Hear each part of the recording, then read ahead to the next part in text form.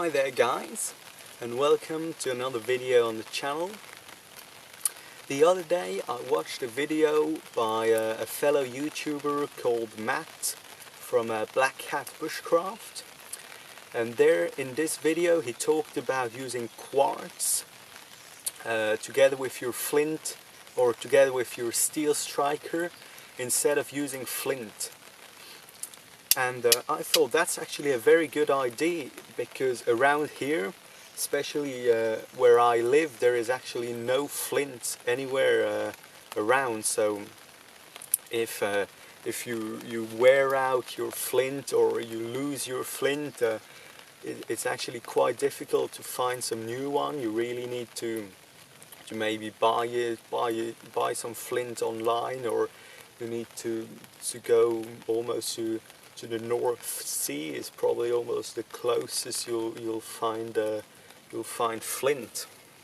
I obviously have I am quite fortunate to have a very large stock of flint at home, which I brought home from the UK when we were once in the east of UK, east of England, and I brought a lot of flint home. However, you know, at some point it is going to run out, and I thought, you know, it's much smarter to use a locally available stone, like for example quartz. So you know, I went out and I had a look, and I actually found a lot of quartz. It's super easy to find around here. So I think now we're just gonna have a look out there where we can actually find quartz, especially if you're in a woodland like this. There is actually a very good place where you can find quartz. So a really good place to find quartz in a woodland is to look for fallen trees, and then in the base of the fallen tree, which would have been the earth, which is now exposed. If you have a little look around, dig a little bit, you will find some interesting stones most of the time. Here is something which could be interesting. We're going to have a look back at the camp, if that's maybe something hard enough. I can see some white spots in there, which are definitely quartz, so that's most likely going to work. I'm going to take that with me. Gonna look if maybe there is some more stuff in here. Something else here. It's also a fairly greenish stone. Gonna have a look if maybe I can find another one where there's maybe some more white stuff. Okay, so over here we got another fallen tree. That's the base of the fallen tree, and again here, buried in the moss, there is a piece of quartz. And there's probably some more over here. There's a different type of stone.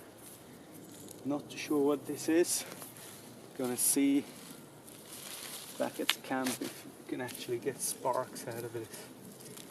It's even another type of rock. Okay, so now we had a look at where we can find quartz. Of course, another way of finding quartz other than fallen trees would be, of course, you can just search around the ground. You can maybe dig around a bit, but another very good place is fields. When the farmers sort of dig up the fields to prepare them, especially at the beginning of the winter, they do that a lot.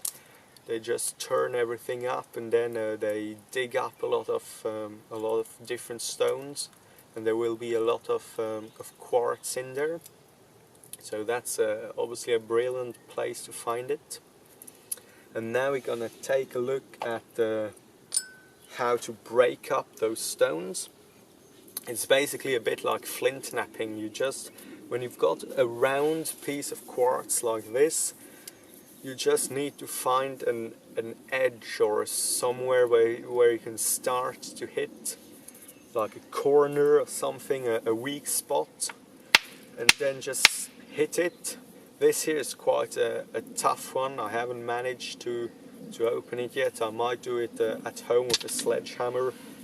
I think I honestly already have enough rock. So this one here is already a bit broken, so I can now just like if I was knapping a piece of flint, I just use this corner and just bang on there.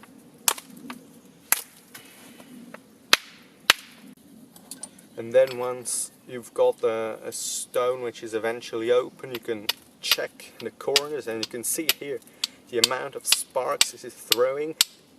It's actually really reasonable, pretty much as good as flint, but you can see after some times I'm hitting this a couple of times in the same spot and it stops really doing a lot of sparks.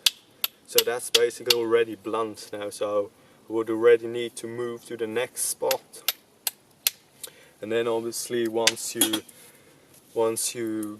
used all of the stone and all of the piece is blunt, you can just find a new one. It's super easy, there's so much around.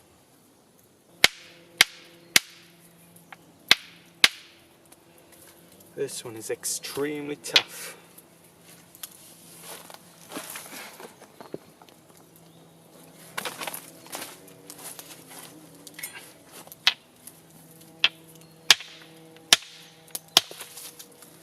At last it broke, and this seems to be extremely hard quartz.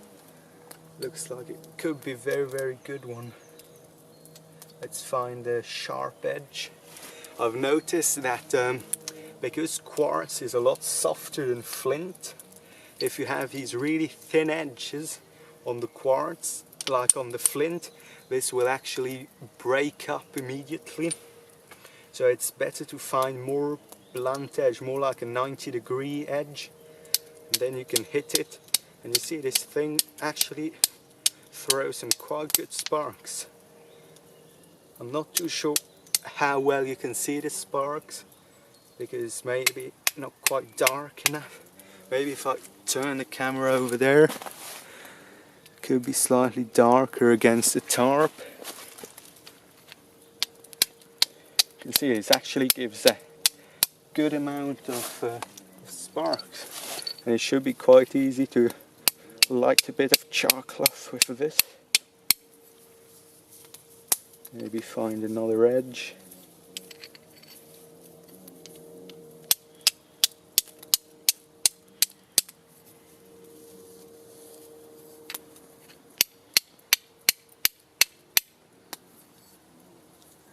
So we got one there.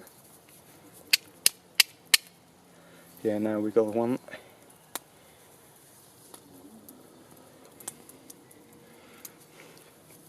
So yeah, you see it works very well to use this type of rock.